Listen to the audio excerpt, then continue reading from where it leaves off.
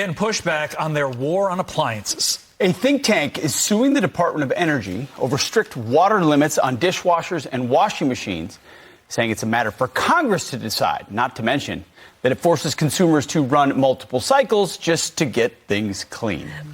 Don't get me started on this. This is my pet peeves topic. Jason Isaac, he's the founder of the American Energy Institute, and he joins us now. I'm going to join your lawsuit. I am 100% on board with this. Tell me about, so the Energy Department, the Department of Energy, by the way, has declined to comment on this. But tell us about the lawsuit and why you did it and what you think will happen from it.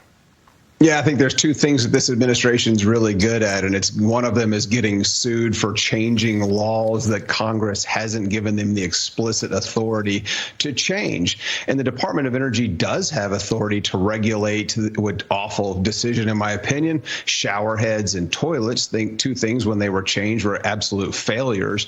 But the Department of Energy has gone a step further in saying that they have the ability to regulate washing machines, both clothes and dishwashing machines. Maybe they want us to bring back social distancing because our clothes smell so bad because they're just not clean.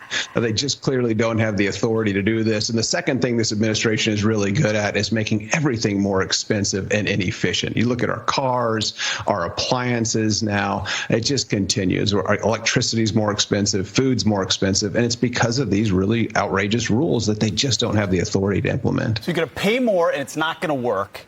But this is something Congress can fix, but they've abdicated that responsibility now to the federal bureaucracy, and they just gobble up more and more power. Yeah, you're absolutely right. They continue to do this and exceed their limits and their authority. And so that's why groups like the Competitive Enterprise Institute, our friends there, are filing this lawsuit to stop this. The courts have ruled they don't have this authority, but the Department of Energy and the Biden administration continue down this path with these draconian measures. If following the science leads you to the reality that you're going to have to pre-wash your dishes to get the food off of them, more water, and you're going to have to do multiple loads of laundry when you otherwise could have done one, more water, then isn't this all 150% just virtue signaling if you're not saving water and you're not saving energy at the end of the day? Well, as I've testified in front of Congress multiple times, the virtue signaling from this administration is proving very expensive and inefficient for the consumers. Electricity costs are up 25% since this administration has come into power. Disconnects, people getting their electricity disconnects are up 30%. Wow. Natural gas disconnects are up 76%, and now we're going to see people getting disconnected from their water utilities. What does that mean? What do you mean disconnected? Because they can't afford it. They can't afford it? Turn it off? Yeah, they turn it off. Incredible.